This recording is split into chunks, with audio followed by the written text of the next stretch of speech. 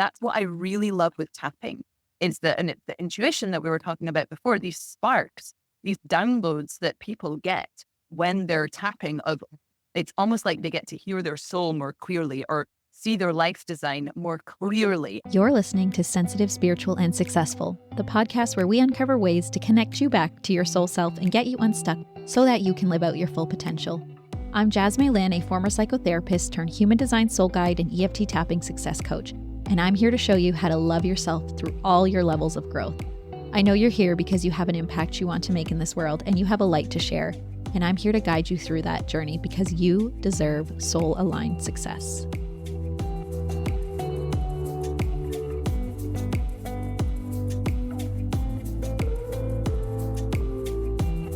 In this episode, I get to interview Jennifer Harmony. She has an incredible story. I think you're going to really love it. And you can just tell that she's so passionate about helping people heal using EFT tapping and holding space for them. We do talk about human design here. So if you're interested in learning more about your human design, you can go to my website, www.jasmaylyn.com, and click the button that says grab a free human design chart. And there's also a $7.99 foundational human design report that you can download. It's a PDF. And that'll just give you the basics of your human design, and it's a great place to get started. All right, let's jump in. Hi, everyone. I have Jennifer Harmony here as our guest, and she is a master EFT tapping expert with 15 years experience guiding individuals on the path of awakening to permanently release core wounds and reprogram their brain so that they can consciously create a life that they really want to live. She is originally from Scotland, but she's traveled the world for almost 2 decades, absorbing the ancient spiritual practices and wisdom of Asia. And now she has settled in Bali since 2019. So a lot of Jennifer's work focuses on authentic self-love. And, I think a lot of us listening to this can assume that this usually comes from a healing journey of our own to really be able to experience that authentic self-love. So I think I need to ask, what led you to embark on your own personal healing journey? Lovely question to start with. And I just want to say hi to everyone who's listening. And thank you, Jess, so much for inviting me on. So why did I embark on a healing journey? I had a pretty normal upbringing, but I was very disillusioned with society. I kind of checked all the boxes. I was top of my year at university. I had the steady boyfriend and the nice apartment in Edinburgh. And I was looking at everyone in the advertising agency where I was working, and all I saw was unhappiness. And I was at the bottom of the food chain at that point, but I could see that if I worked, I could become, very wealthy. And I was just like, there's no happiness here. And it was just like a game that I didn't want to play.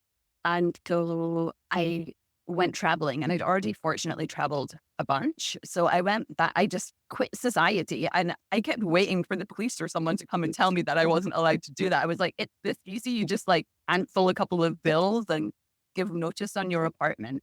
And then suddenly I was without any plans in India and Sri Lanka and traveling around. And it was such a liberation to see a different way of life where people weren't after consumerism and they were more connected to their hearts. There was more around awareness and acceptance. It was a very different experience from having lived in the West. And at some point in that journey, I went through a really horrendous breakup. This is maybe 5 years after I'd left. And I realized through that experience that I hated myself. And while I'd had suicidal ideation, it had never really hit me that I hated myself. And I'm like, why do I hate myself? This doesn't make any sense. I had nice parents. I had a good upbringing. And then in inverted commas, nothing bad's ever happened to me. So why do I think of killing myself, hate myself so much? So that led me into a deep practice of meditation in the Vipassana tradition. I locked myself away in a kind of monastery retreat center in Lumpini, where the Buddha was born in Nepal, and was meditating from 4 o'clock in the morning until 10 o'clock at night, and looked like a zombie just walking everywhere in slow motion, and was really just diving deep into this question, why do I hate myself? And slowly, the stories that I'd been telling myself started to unravel. I told myself, I had a psycho boyfriend when I was 18, and my parents had overprotected me, and I didn't know there were bad people in the world. And I had so much blame for my parents and towards this guy. And I started to realize that was when the pain started in my life, actually. And I was spiraling sort of backwards into my own personal story. And I realized at a certain point, oh my goodness, I was bullied really badly at school from the age of about 6 until I left that school around 11 years old. We're talking every recess, every lunch, kids chasing me, saying, no one likes you, you've got no friends. And it really imprinted on me because when we're so young, our belief systems are being formed about the world. And, people, if I told anyone about the bullying, they're like, oh, they're just kids. Sticks and stones will break your bones. Words will never hurt you. So it was kind of being minimized what was happening. So I was trying to tell myself the same thing. And I completely buried the whole thing in my subconscious. And then suddenly it coming out while I'm meditating. And I was doing what I would now call parts work, just talking to different parts of me. And then this little child self came up and was telling me all about the bullying. And I just had so much compassion for this part of me. And I realized, wow, all those other kids that were bullying me, they had big brothers and sisters. They had things going on. Somehow those kids had learned to bully and me. They hadn't been born like that. So something was going on in their head. So I felt so much compassion for them and was able to really let it go. And one day I was sitting under the tree next to where the Buddha was born, this gorgeous Bodhi tree, this huge, huge, huge tree. And I was sitting there, and I don't know if you've ever seen when you look down, you can see a little pulse in your heart just sort of beating. And I looked at my heart and I said, thank you for always beating for me. And my heart said, who else would I beat for? And I would be sobbing and sobbing and sobbing. And after that, I went for a 6-week walk in the Himalaya by myself just to really connect with myself for the first time in my life because I'd always been terrified of being alone. That was the big fear that was unlocked. I'm like, I'm going to be alone. I was 29. And so in this walk in the Himalaya, I had so many mystical, magical experiences. But I remember hearing this intuition saying, write the word alone in the snow. So I took my walking stick and I wrote alone high in the Himalaya. And a voice said, add another L. And then I looked down and I was like, all one. Wow. Okay. When we really know how to be alone and with ourselves, then we're actually one with everything. We're actually all one. And so I was sitting in the Himalaya, crying with joy of just being alive. I needed nothing. I wanted nothing. And then I started to realize, wow, what I've just been through is so incredible. And this is sort of what the world needs. But I can't just tell everyone to quit their jobs and go travel in Asia for 7 years and hope that they get into an obscure meditation practice and that works for them. And I was like, there must be a way. I believe in the goodness in the universe. And I think there's an intelligent design here. So there must be some way for us to more quickly move through trauma. And, I was sort of holding this intention in my head, wandered out of the Himalaya, bumped into someone who we got a bunch of people together and he did a bunch of tapping with us. And I was like, what is this? This is what I've been looking for. And we were just tapping on affirmations, but I could just feel the changes inside my brain and see them in the other people. And I'm like, this is the tool that I've been looking for so that I can guide people on a similar journey to the one that I've been on, letting go of self-hatred, coming into a place of self-love and passion and acceptance, and then creating this life that really lights them up. So that was a very long answer to No, I had so many chills of you describing your experience of finding yourself and connecting with yourself. I feel like you're sitting with yourself and waiting, almost waiting for like that. You get past the discomfort and then things start popping up because your body's more relaxed. And then your subconscious is like, oh, hey, remember this? And you were able to move through that. Did you have a guide with you at all? Or were you just sitting with yourself? I was sitting with myself. The first 17 days I was in a retreat center. And then I started to get really upset that there was a wall between me and civilization. And it felt like, I'm not super attached to whether past lives exist or not. But in that moment, it felt like there's been too many times where I've separated myself from the outside world. And now is the time for these meditation practices to be done in the world. It's not about being in retreat in the Himalaya or locked away. meditation practices need to come out into the world. So I left the meditation center, but continued the strict discipline of getting up very early in the morning and doing walking meditation everywhere. So I took a little room in a guest house in town. And what was usually a 15-minute walk to where the Buddha was born, it took me an hour and 15 minutes because I was doing it in walking meditation. So I was taking, such a long time to get to the place where the Buddha was born. And I always had this rule of if I hear a live drum beat, then I'll follow it. And so I heard this like boom, boom, boom in the distance. And I went through these tangled bougainvillea, pink and purple flowers into this very old little Tibetan temple where there's paintings of the Buddha's life on all of the walls and shimmering candles filled with yak butter. And I go in and there's a Tibetan man sitting there in red robes. He's banging this huge drum and he's making these chants to Mahakala, who is the kind of called a demonic deity. He's sort of like the Tibetan wrestle Shiva, for those that are, aware of those things. And because I'd already just done 17 days of intense meditation, I could just sit down so easily. I sat there for the next 10 days, either with this monk when he was chanting, which he did for about 6 hours a day, or under the tree where the Buddha was born. This will sound very out there for some people, but this Tibetan monk, I felt like guided me so much without us ever speaking. I could speak maybe 5 words of Nepali, 5 words of Tibetan. He had about 5 words of English.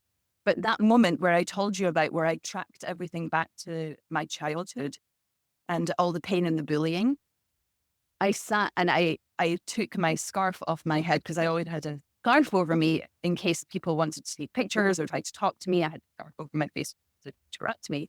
And when I took the scarf back, there was about 1,000 golden dragonflies in the tiny temple, and I'd never seen any there. And I just had tears streaming down my face. And I looked over at the monk, and he just gave me this sage little nod of acknowledgement because we weren't really interacting very much. But it felt like he was like, "Yep, you're there now. Like you got there."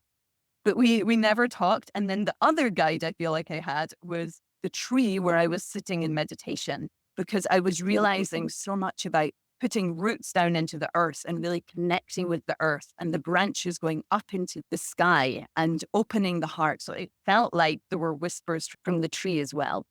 And so on a more rational level, we can say that I was in deeper states of consciousness and really connecting. We can also just say that this was all my subconscious was guiding me and I was putting these little stories onto the monk or the tree, but it would feel wrong to sort of not mention those because it really genuinely felt at that time like they were guiding me. And I will give credit to myself that ultimately it was me. And I loved what you said about sort of sitting and waiting because I think so often we've got these grand dreams of what we want to do with our life. And we kind of want to skip to the good part and just be there, right? But it's so much more about exactly what you said, those hard moments of just waiting in the unknown. Now, when I tell the story back, it's so amazing. It's so fantastical. But there were so many moments where I had no idea that everything was going to fall into place for me. I was absolutely terrified. I was completely lost and alone. I was deep in self-hatred, and it was just one step at a time, one little baby step along the way. What can I do today? What can I do in this moment? How can I love myself here? Okay, bring it back to the breath, bring it back to awareness.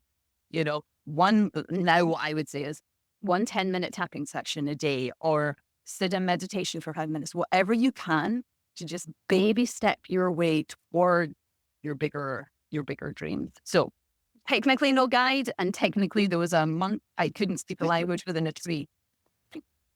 I love it. And I think that we should trust that feeling, that gut feeling of like that person was guiding me or, signs from the universe. That is so, so beautiful.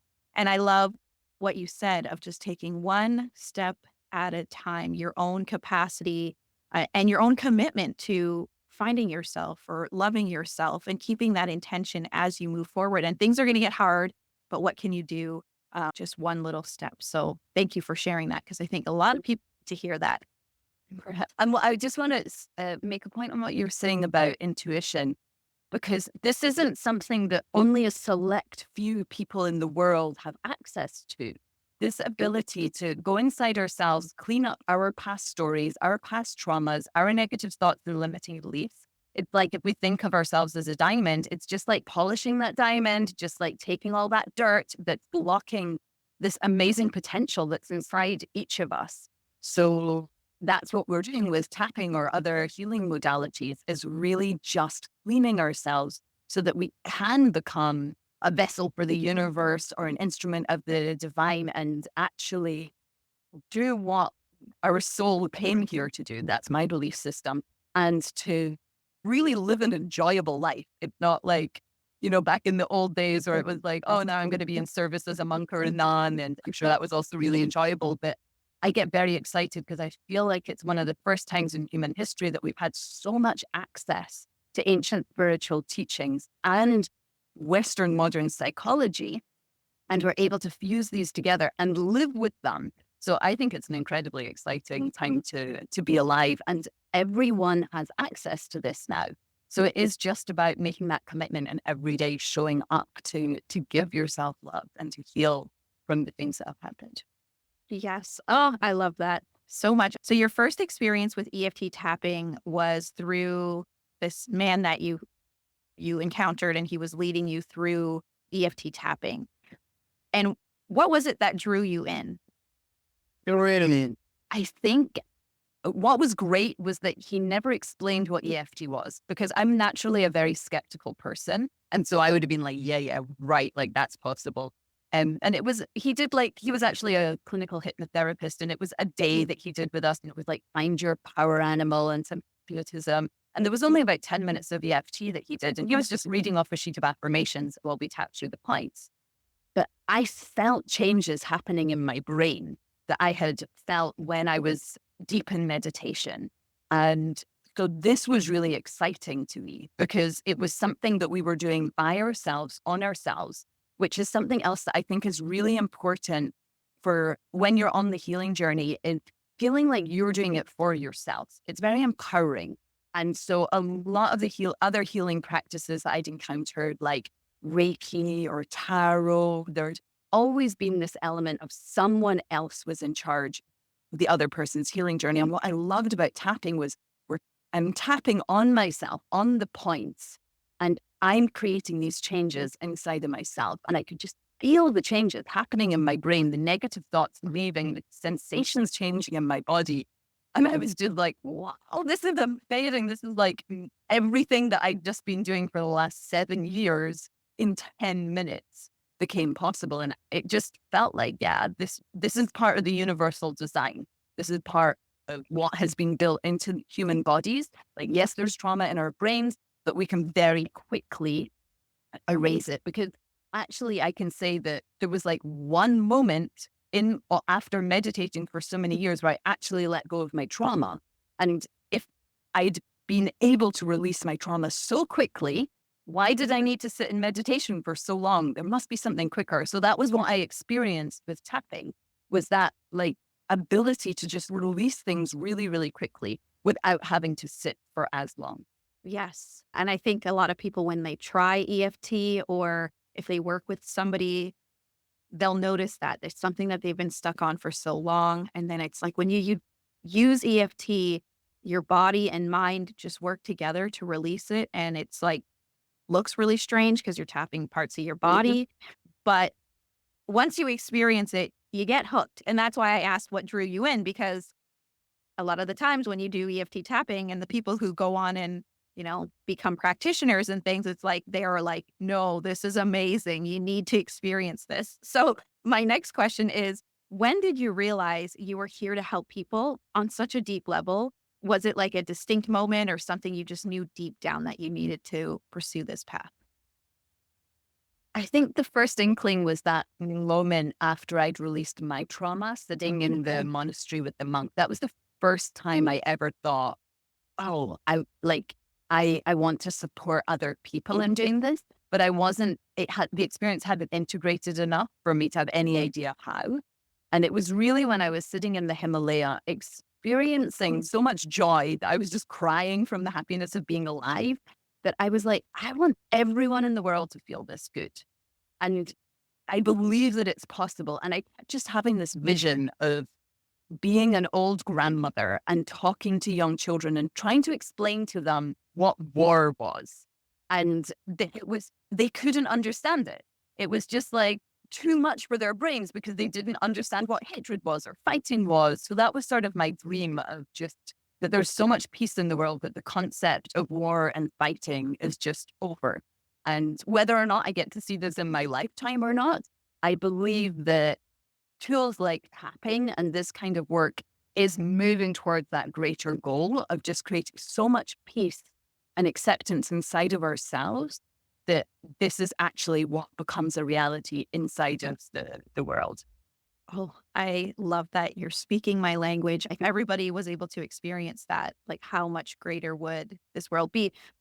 But to scale it down, because that's a big, big vision, all of us doing, all the healers, everyone doing their work and guiding others through their own healing journey, like just one by one, we're really helping the world. And I think if there's a practitioner or a healer or anybody listening to this who sometimes doubts if they're making a difference in the world, it's like, no, you are. And keep going and keep sharing your light and keep shining because we need this work. Beautifully said. Yes, 100%. And I think it's so easy to forget the impacts that we're having because our minds are naturally going to gravitate towards, and we're also being pumped but fueled by the media, all the fear and all the pain that's happening in the world. And so it is easy to kind of lose hope.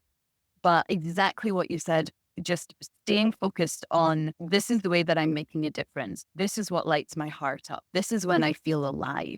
And also just acknowledging to yourself, almost bragging to yourself about the work that it is that you're doing and the impact that you're having. When I started making videos for YouTube consistently, I think I had 500 subscribers and I was getting maybe 30 views in the first few days.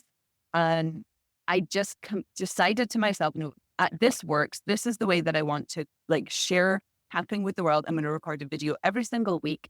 And now I think it's 3 or 4 years on and I get hundreds of views in the first few days. I have over 7,000 subscribers, but mostly it's the comments that people write in response to the YouTube videos about the changes that they have. And I know that they're only the ones that actually write and tell me. I know there's others that are having big experiences.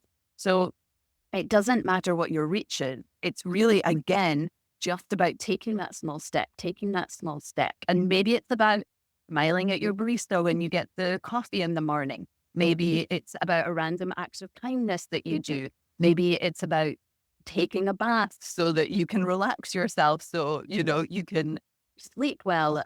There's so many different ways that we can contribute to the healing in this world. It's not necessarily about getting on the platform and having a big voice. There's just so many different ways that we can contribute to peace. I love that you just took that intention and you said, this is what I'm going to do. This feels right for me.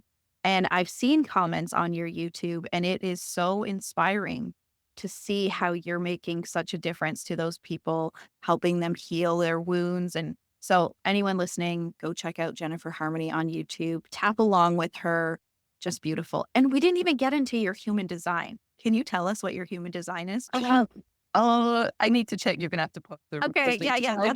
Surprise question. Find out my human design. I am a projector, a 4/6 triple split, with an emotional authority. I'm sorry, everybody. I just needed to know. So, based on your experience, how would you describe the way EFT supports someone's self-discovery and healing journey? I think one of the key things is creating safety. And then there's kind of 3 pillars that I've called the harmony tapping method. And this is kind of the journey that I like to take people on, which I think is the underpinning of every healing journey. The healing journey that I shared with you that didn't necessarily involve tapping. I was really looking at how to architect and support other people's healing journey. What are the common elements that happen to me that I can also guide other people through using tapping so it's quicker? And the first one is self-awareness. So getting to know yourself, slowing down enough not being so focused on the external world, but actually taking that time to become aware of what's going on inside of ourselves, under the surface. And a big part of that is going to be acknowledging the shadow, the parts of yourself that you don't really like, the parts of you that you would rather were just hidden in the shadows all the time, that other people didn't see. And that for me is really key to the happiness and the success. So the first step is self-awareness. The second step, I believe, is self-acceptance.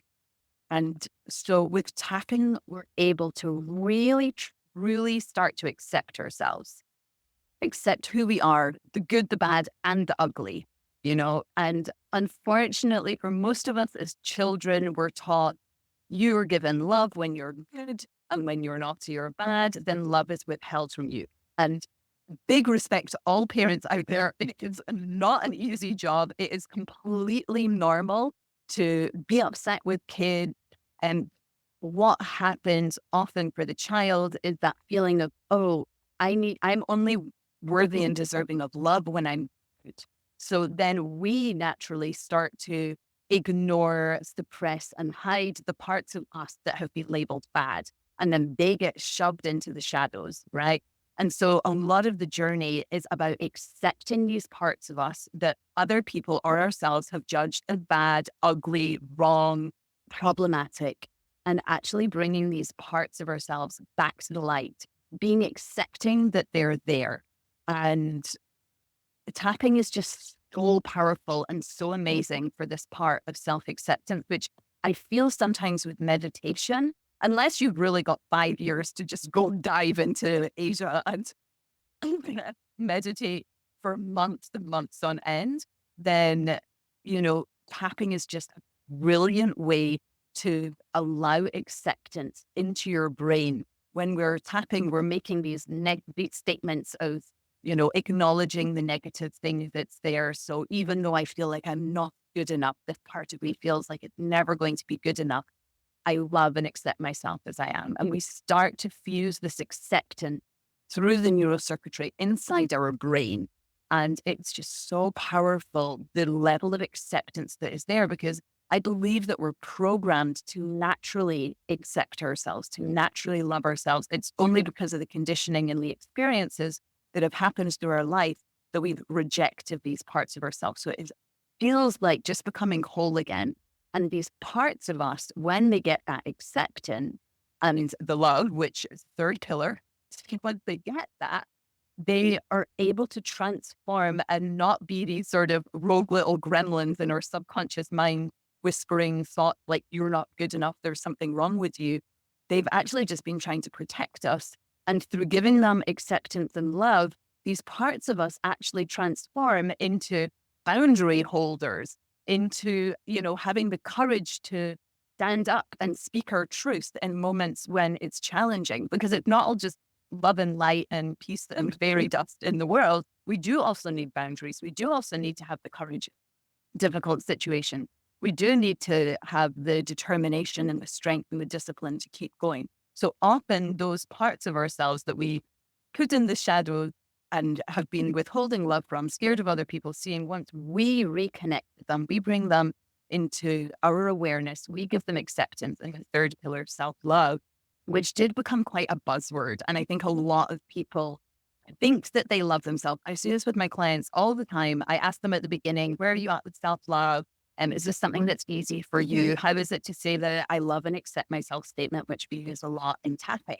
And most people are like, yeah, it's okay. And then we dive into the negative thoughts that they have and the limiting beliefs, and they discover all these different parts of themselves that they've been rejecting, are able to actually truly be loving with themselves. So we visit the moments in time when they disconnected from that part of themselves, when someone, parent, teacher, kids at school, in my case, started saying mean things to them, and they chose to believe those statements that, no one's going to ever be your friend, everyone hates you, and disconnected from this part. For me, self-love is actually all about having a loving relationship with ourselves, creating a very loving and supportive inner voice with ourselves. Mhm. Yes. No, I love everything you're saying. And I think through tapping, what I find is with clients is when we're tapping on something, let's say inner child work, It's funny how quickly a person will get to self-compassion for Mhm. that part of themselves just through tapping. And I've said this before on a different episode. When someone is tapping with me, it's not like we have to say anything, insinuate anything. It's like they tap through what's true for them in that moment. And then they come to a realization and they'll say, I actually feel really sad for that part of me. Whereas at first they'll be like, why did I do that? A lot of blame and that inner critic and things like that. And it's just like, I think what you were just saying before was like that is the core of everybody. We all have that capacity. We're here to experience love. We're here to have that inner core, so to say. And then through tapping with clients, I found that to be true because I found that that happened so often that I'm like, the universe. Okay, we're going to get a little weird here. The universe, where you feel that universal love. And I've experienced that. There's like gold, and I'm wrapped in like this blissful feeling. And it's like, that is the energy of the universe. We can experience that deep, deep love for ourselves, for the parts of ourselves, like you said. So, yeah, tapping is the way to that. But the catch is we have to accept the parts that we don't always want to look at. Like you said, that's the first part, is that self-awareness. But anyone, again, who's listening, is that when you do tapping, you're able to process your emotions and your feelings. So you're not just thinking about all the bad things or like all the things you don't want to accept about yourself. When you pair it with tapping, you're regulating your nervous system and you're creating a new pathway in your brain. And so if you trust the process, you will get there. Right? Yeah, so much, so beautifully expressed. And it's a mistake that I see so many people making with tapping. So I've been tapping for 15 years and it's become more, I mean, when I started in 2010, no, almost no one had heard of it, and now even people that work in corporate, they're like, oh yeah, that thing where you tap on your face. People have so much more awareness. That's fantastic. But with this extra awareness, a lot of people aren't getting the most out of it. I'm not going to say they're doing it wrong. They're just not getting the most out of it because it's like people just want to tap and say positive affirmations. You're not going to do yourself any harm by doing that, but it's like you're just on the tip of the iceberg. There's so much more gold if you will be courageous and just start to acknowledge some of the negative thoughts that are there and essentially start reconnecting with these parts of you that have been abandoned. Yeah. The I'm not good enough voice, or no one likes me, or I'm a failure and a loser.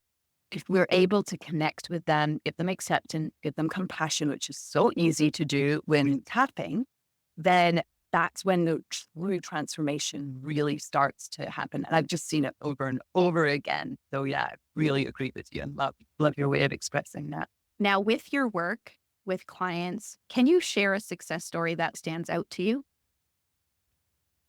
So I'm going to tell you a couple of little exciting snapshots. There was someone that I worked with, and they really wanted to buy land for this incredible project, which was going to really benefit the community.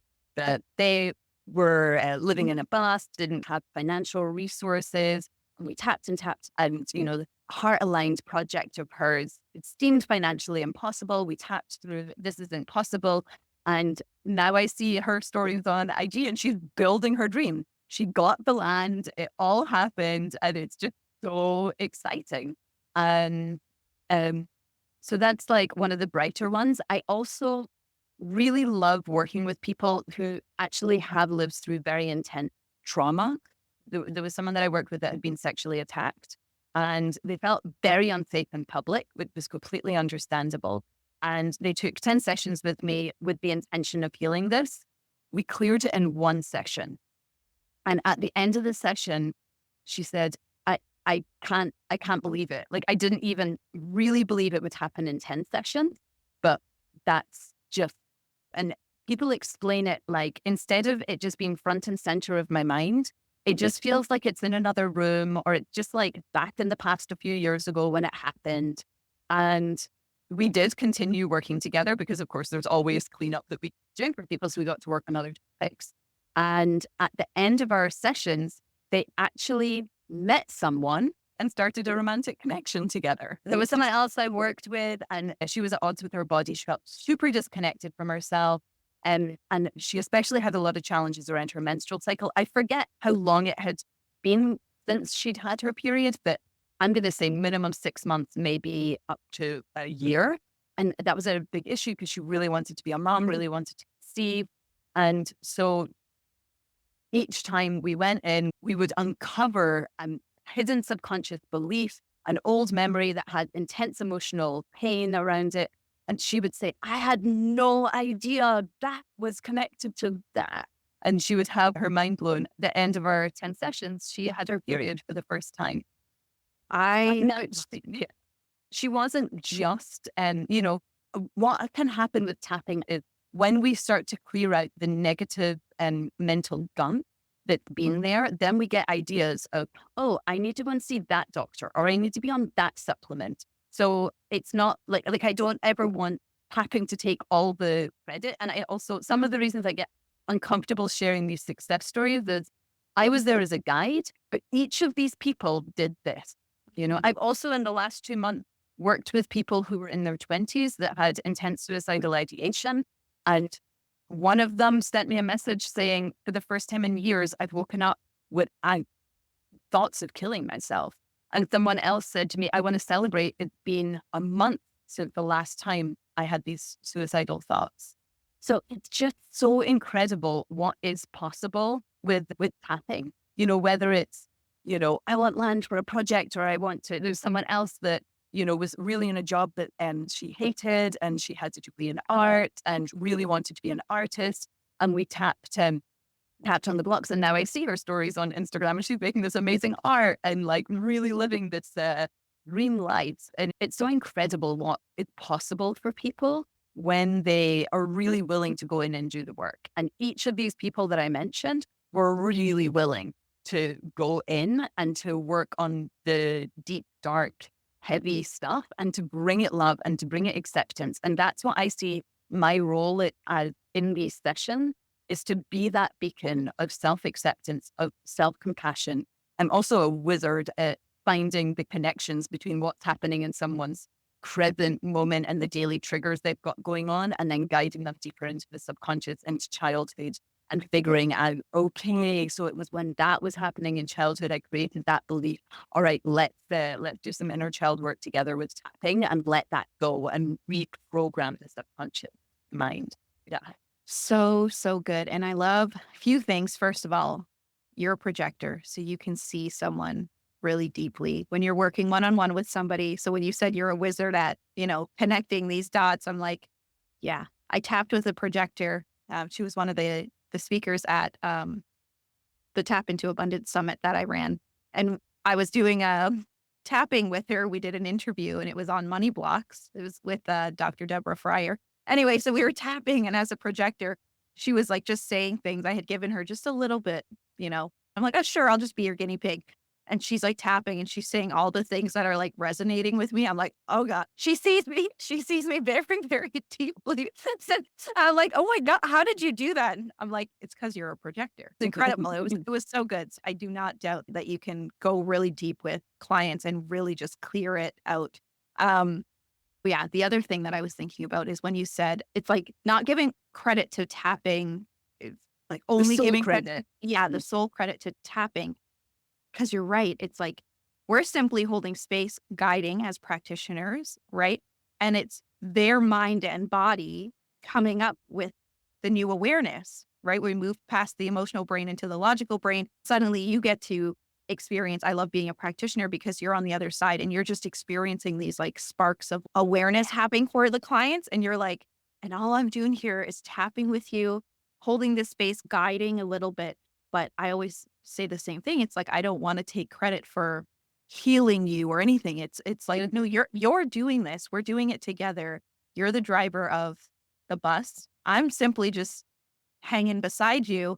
The credit is all to them willing to go deep enough to clear out the stuff, like you said. So that is just incredible. I love what you say about these sparks of the sparks that happen during tapping. It's one of my favorite things when we clear the negative thoughts with tapping And then these moments of inspiration, these epiphanies come because I think I could never really be a coach and sort of direct someone where they want to go, because ultimately I don't know what is best for anyone else. I don't know what's on anyone else's path. Some of these stories where someone quits their job to be an artist, there's a part of me during that experience like, I don't know, but are you going to be able to support yourself as an artist? Is that going to work? So when someone's having these sparks of inspiration, it's so incredible because it's almost like they get to direct themselves where it is that they need to go. Because I'll work with some people and yeah, that's their destiny. That's the path that's going to work best for them, is that they quit their corporate career and their job they're unhappy with, and everything's going to flow in a line for them as an artist or, this other woman that's building that project. But there's other people I work with who think they want to quit their job in order to do whatever. And then actually when we chat, they realize I just need better boundaries at work. I see the way that I need to be in this corporate job because of the change that I'm bringing within the system. And so I can't make that decision for someone. I don't know what's best for someone. I'm not arrogant enough to think that I know best. So that's what I really love with tapping, is that, and it's the intuition that we were talking about before, these sparks, these downloads that people get when they're tapping of, it's almost like they get to hear their soul more clearly or see their life design more clearly. And I just love those moments. So thank you for mentioning them. I love that. And that's totally true. We can't tell people what's going to happen and what they're going to do. And yeah, and just putting some realness into tapping is when you tap, that awareness could be, stay at your job and start this hobby because that's going to light up your life. With human design, we talk about like as a generator doing things that excite you. It's like, oh, I need to start a business or I need to go like all in on my excitement and whatever. But sometimes it's not like that. Sometimes it really is just, like you said, boundaries at work and then exploring something else that you were too afraid to explore because somebody made you feel, I don't know, silly about wanting to try it, and then giving yourself the permission to actually do something, but still staying at your job because we have bills to pay, like there's some realness. Absolutely. So what would you tell someone who is hesitant about trying EFT? Well, as someone who's like skeptical and a bit hesitant myself, I would say keep your skepticism. Your skepticism is really welcome. It's only trying to protect you. And at the same time, EFT works. The science is there. The experiences are there. So give it a try. Like, come and have a free experience with me on YouTube. Just check it out and actually see what happens inside of your brain when you use this technique. But it's really normal to be hesitant about something. And yeah, all of you is welcome. The skeptical part, the hesitant parts, it still works, even if you're hesitant and skeptical. So I would say give it a go. Yeah, that is so true. It's like you're tapping on the points, and the science shows us that there's a direct communication to parts of our brain and regulating our stress, rewiring our response to stress. So that's happening whether you're saying anything or whether you're working on something specific. Just tapping those points can have that impact on your brain. So exactly what you said. Tap and just see. It's not going to hurt you. Actually, it's probably doing a lot of good for you anyway. Yeah. Like the benefit that you can experience from tapping are just phenomenal. If you don't have time to go and meditate in the Himalaya for 11 years, but you can do an hour of tapping a week, you're going to see so many changes in your life. And for me, it really is the best for creating abundance, for creating manifestation, for creating a healthy body, for creating loving relationship, because what you're doing over and over is just giving yourself acceptance and love and becoming more aware of yourself. And for me, it's like a love story with myself. It's a way to really give myself the love that I need. And I just adore sharing that with others as well. I love that. It's been so lovely speaking with you. I think everyone wants to know how they can connect with you, how they can work with you. So can you share that with us? Of course, Jess. So the best way to work with me is to do a package of sessions. Then we can dive deep into the stories that you've been telling yourself, the past experiences, your trauma, and clear that up so we can get you living the life that really excites you, the life that you really want to live. So you can be more aware of what's going on under the surface, more accepting and loving with yourself. And like those sparks, those epiphanies that you can access those. And yeah, that's my favorite way of working with people. I've also got an online course, Nervous System Reset, basically resetting your nervous system using EFT, which is, yeah, it's just a lovely way to learn to use EFT tapping in order to reset your nervous system. I teach a bunch of other things in that program as well, self-validation and how to check with yourself. And that course also will teach you how to get the most out of my YouTube channel, because there's things in there that I just can't put into my YouTube channel. And then the last way and the easiest way to work with me is for free on YouTube. I've got over 200 free tapping sessions there. I mean, absolutely phenomenal tapping videos there. And I can say that because I just read the results that people are getting using these videos.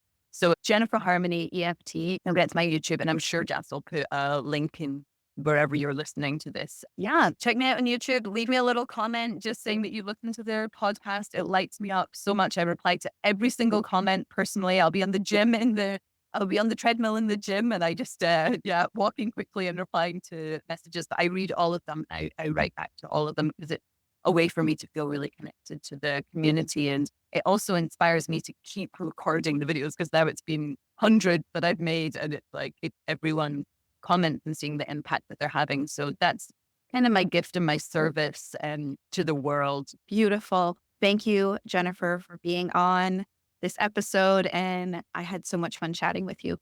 Thank you so much, Jess. And thank you for doing this. I really see your desire to just bring people together and to your beautiful questions, your beautiful reflections. You're such a lovely, shiny person. Thank you, everyone, also for listening. I really appreciate you taking the time and spending this time together with us. Yeah. And that's it for today's episode. Please share it with anyone else who wants to learn more about human design, or anyone who may be on their personal growth and spiritual development journey. You can DM me on Instagram to talk about what resonated with you, what you learned about yourself. I love hearing about human design in real life, so I really appreciate those conversations. And if you would like, you can leave a comment, a review, a rating, and subscribe to the podcast. That support means the world. Thank you so much for listening. I know time is a valuable currency. Take care.